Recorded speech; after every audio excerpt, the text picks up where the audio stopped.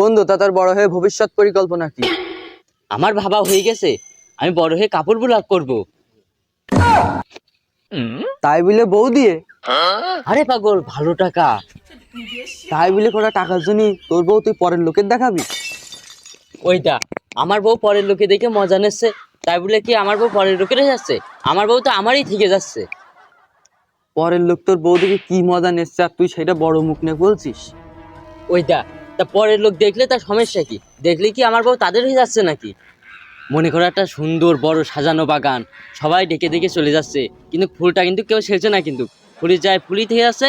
আবার লোকজন দেখে, সবাই দর্শকে দেখে টাকা জমা দিয়ে টিকিট কেটে যাচ্ছে, কিন্তু আমার বাগান আমার ফুল সবই কিন্তু খেয়ে যাচ্ছে, কেউ কিন্তু নিয়ে যেতে পারছে না। তাহলে আমার সমস্যা কি? তারই কি হইলো? ওই বাগানটা দেখে সবাই হিংসা করলো, জ্বললো।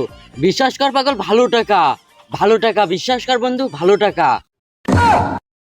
চিরে নুনি চিরে চিরে চি ছি ছি চিরে নুনি চি